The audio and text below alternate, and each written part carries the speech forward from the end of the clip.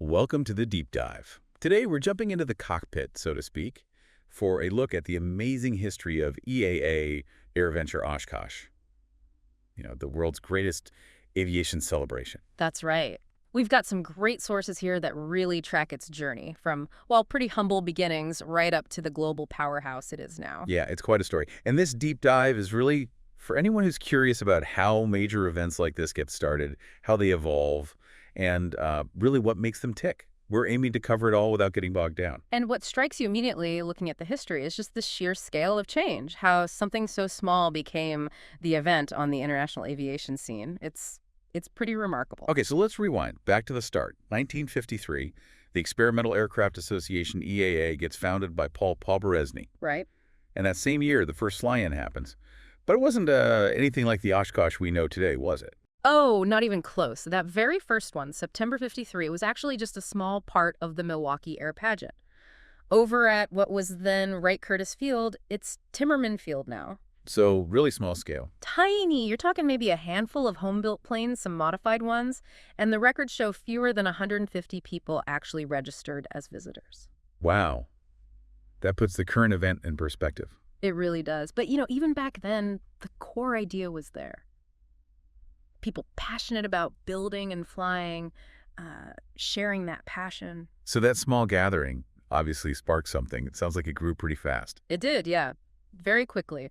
By the late 50s, Milwaukee was already getting too crowded for the fly-in, Okay. which meant they needed a new home. And that led to a really important move in 1959. Right, the move to Rockford, Illinois. People talk about the Rockford years. What defined that era? Well, they spent the next decade there at Rockford Municipal Airport. And that's really where the event cemented its reputation as, the place for home builders. The heart of the home building community. Exactly. But what's also interesting is that this period really established that friendly, welcoming vibe, that sort of community feel that honestly is still a huge part of AirVenture today.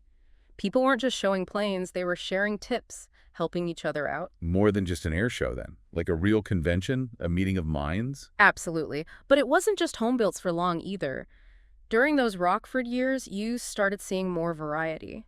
Like what? Warbirds started showing up, antique aircraft collectors came, you had aerobatic performers joining in. That diversification was really key. It sort of laid the groundwork for the massive range of aviation you see at AirVenture now. Makes sense.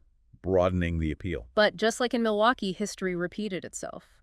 By 1969, even Rockford was bursting at the seams. The convention had just outgrown it again.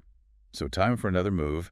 And this time, Oshkosh comes onto the radar. How did that happen? This is a neat bit of history. Steve Whitman, an absolute aviation legend and an EAA member right from day one in '53. He was the one who suggested Oshkosh. And why Oshkosh specifically? He saw the potential in the airport there. Whitman Regional Airport, fittingly named now. It had a lot of land, ample acreage, and crucially, 2 long runways that didn't cross. That non-crossing layout must be a huge advantage for managing traffic. A massive advantage, especially when you're dealing with the kind of traffic volume AirVenture gets. Safety-wise, logistics-wise, it's ideal. And the town itself, was Oshkosh keen? Oh, very.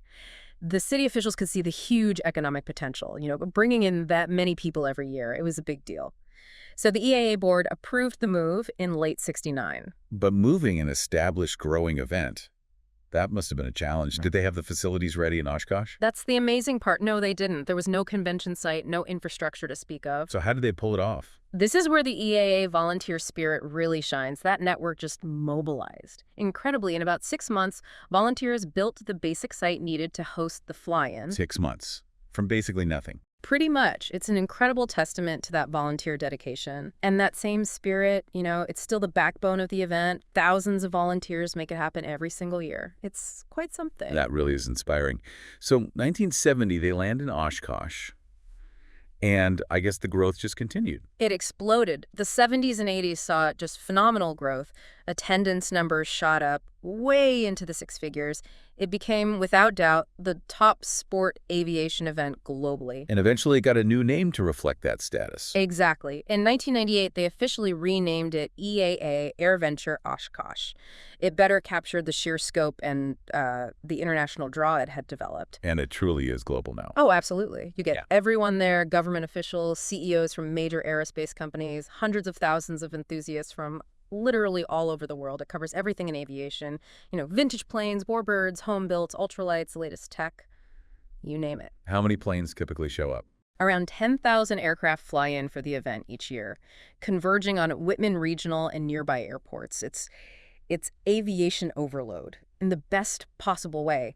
Think back to Concorde visiting in '85. That was huge. Concorde. Wow. Yeah, it wasn't just cool to see. It kind of signaled that Oshkosh was on the map for everyone in aviation, even the high flyers, literally. And the economic impact you mentioned for the city and the state must be significant. It's massive. Back in 2013, the estimate was over $110 million annually for Wisconsin.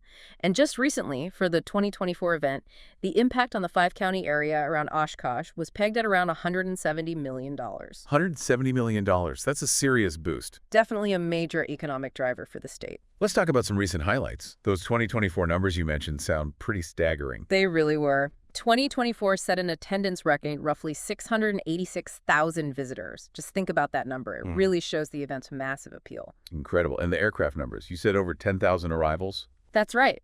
Over 10,000 aircraft flew into Whitman and the surrounding airports.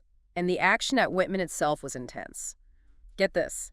Nearly 17,000 takeoffs and landings in just 11 days. Wow. How does that break down per hour?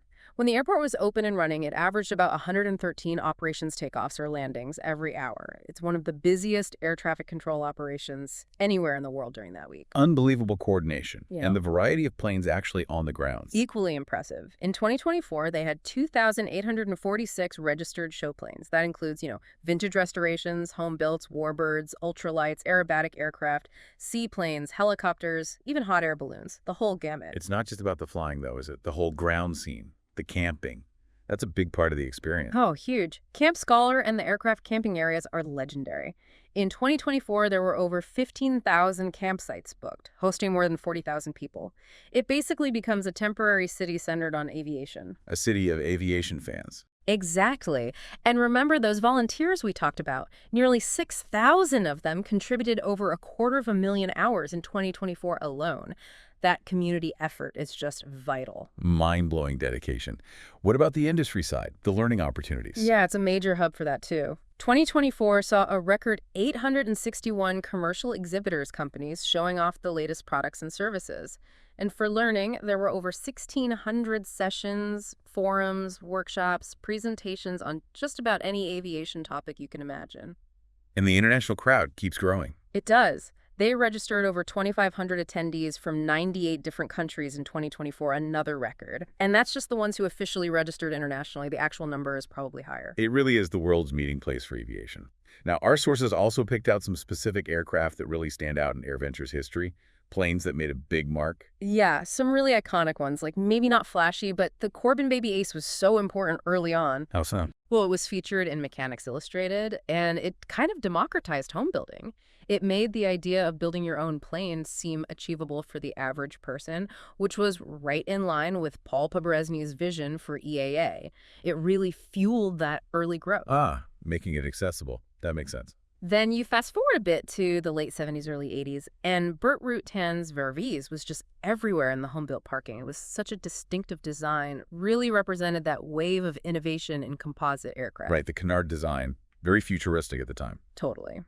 And then for sheer jaw-dropping performance, the F-22 Raptor's appearances, the maneuvers it could pull off with thrust vectoring, it just redefined what people thought was possible in flight. A definite crowd pleaser. For sure. And you can't talk about home-builts at Oshkosh without mentioning the Vans RV series. Year after year, they're just incredibly popular. RVs, yeah. You see tons of them. They really epitomize modern home building, good performance, relatively affordable, great community support. They've nailed that formula. A testament to a successful design. What about some of the really big visitors? Well, the Airbus A380 visit in 2009 was monumental, the world's largest airliner landing at Oshkosh. That really underscored the event's global stature. Just getting it in and parked was an event in itself. I bet. That takes some planning. No kidding. And you always have things like the Spirit of St. Louis replicas, which connect everyone back to aviation's pioneering roots. Or the Harrier jump jet, maybe the loudest thing ever to fly at Oshkosh, showcasing that unique VSTOL capability. The Harrier, right. An unforgettable sound. And even looking at more recent stuff like the Opener Blackfly, the personal EVTO. Yeah. It shows EAA embracing the future, the cutting edge of personal flight. Yeah. And you always have the T-6 Texans, a cornerstone of the warbird community. So it's a mix of history, innovation, and everything in between. Looking ahead now, AirVenture is coming up again soon, July 21st to 27th, 2025. What's the focus this year? The big theme for 2025 is honoring the 75th anniversary of the start of the Korean War. So there'll be a major focus on the aviation technology and innovation from that specific era. Okay, the Korean War era. What does that mean in terms of aircraft? It means showcasing that really interesting transition period from piston engine fighters and bombers to the first generation of jets. It was a time of rapid advancement. So we can expect to see examples of both. Absolutely. On the piston side, they're expecting aircraft like the iconic Corsair, which also has its 85th anniversary, the P-51 Mustang, maybe a B-29 Super Fortress if possible. Skyraiders, the A-1 Skyraider hits its 80th anniversary too, PB-4Ys, L-5 Sentinels, that kind of aircraft. And on the jet side? You're looking at early jets like the P-80 Shooting Star, the F-84 Thunderjet, the Soviet MiG-15 and MiG-17. The MiG-17 has its 75th anniversary, and of course the legendary F-86 Sabre. Seeing those aircraft together will really tell a story. That sounds fantastic for history buffs. When will the main focus be on these Korean warplanes during the week? You'll see them around all week, of course, but the primary displays and the air show segments featuring these aircraft will be concentrated from Wednesday, July 23rd through Friday, July 25th. Okay, Wednesday to Friday. And the evening programs, like at the Theater in the Woods and the Fly-In Theater, will also tie into the Korean War commemoration theme. Sounds like another packed and meaningful week, and for people planning even further ahead. Yep, they've already confirmed the dates for the next couple of years, too. For 2026, it'll be July 20th to 26th, and for 2027, July 26th to August 1st. Good to know. It's really clear that EAA is committed to keeping this event special, constantly improving, it seems. Definitely. The goal is always to create that unique global meeting place for everyone who loves flight. Whether you're into the history, the latest tech, learning new skills in workshops, meeting aviation heroes, or just soaking up that amazing community atmosphere, AirVenture delivers. It really does offer something for every type of aviation enthusiast. There's nothing else quite like it. Well, that brings us towards the end of this deep dive. It's been absolutely fascinating charting the journey of EAA AirVenture Oshkosh, hasn't it? From that tiny gathering in Milwaukee to this undisputed global celebration of flight. A truly incredible story of passion and community. Just a reminder for everyone listening, this year's AirVenture runs from July 21st to 27th, 2025. Definitely worth experiencing if you get the chance. Highly recommended. We really appreciate you joining us for this look back at AirVenture's history and its highlights. If you enjoyed this deep dive, please do consider hitting that like button and subscribing. It really helps us continue bringing you these explorations into the world of aviation. Yeah, we appreciate the support. And finally, something to maybe ponder on your own. We've seen aviation change so dramatically over the lifetime of AirVenture.